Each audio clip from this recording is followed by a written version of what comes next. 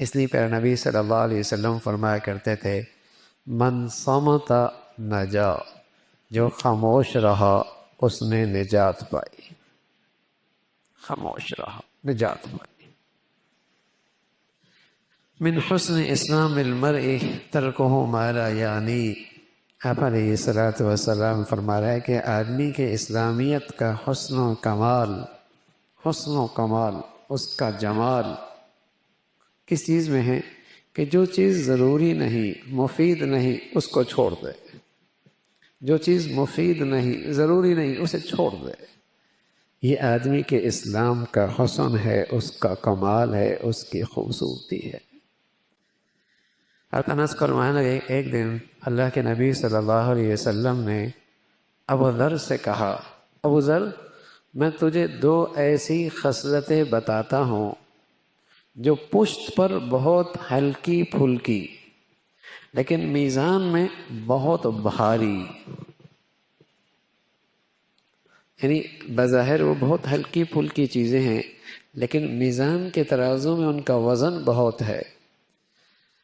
ابو ذر فرمانے لگے رضی اللہ تعالیٰ عنہ، میں نے عرض کیا یا رسول اللہ وہ دونوں خصلتیں ضرور بتلائیے۔ تو پیارے رسول صلی اللہ علیہ وسلم نے فرمایا زیادہ خاموش رہنے کی عادت اور حسن اخلاق۔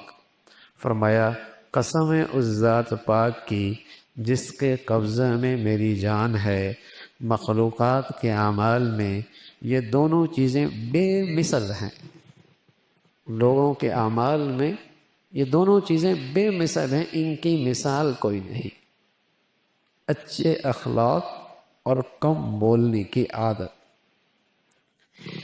حضرت لقمان حکیم جس کا ذکر اللہ نے قرآن میں فرمایا، نبی نہیں تھے لیکن اللہ نے ان کی بڑی تعریف فرمائی، وَلَقَدْ آتَيْنَا لُقْمَانَ الْحِكْمَةَ، ہم نے انہیں حکمت دی، عقل و دانش، سمجھ بوجھ، رائے میں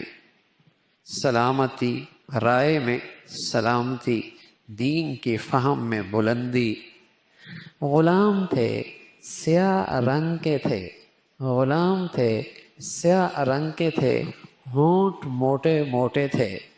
ایک مرتبہ بیٹھے ہوئے ایک شخص آیا، کہنے لگے لقمان تم وہی نہیں ہو جو ہمارے ساتھ وہ کئی درس دے رہے تھے، وہ بڑا مجمع لگا ہوا تھا، اللہ کے نبی کے حدیث کا درس چل رہا تھا۔ تو ایک شخص آیا کہ تم وہی ہو جو ہمارے ساتھ بکریاں چرایا کرتے تھے فلاں فلاں وادی میں؟ کہا میں وہی ہوں۔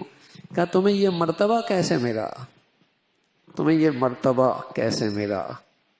تو انہوں نے فرمایا اس کو مجھے بولنے کی ضرورت نہیں ہوتی جس کی مجھے ضرورت نہیں ہوتی۔ کم بولنے کی برکت ہے، کم بولنے کی برکت ہے، اور غیر مفید چیزوں سے اعراض کا نتیجہ ہے کہ اللہ نے مجھے آج کچھ حکمت کی دولت عطا فرما دی۔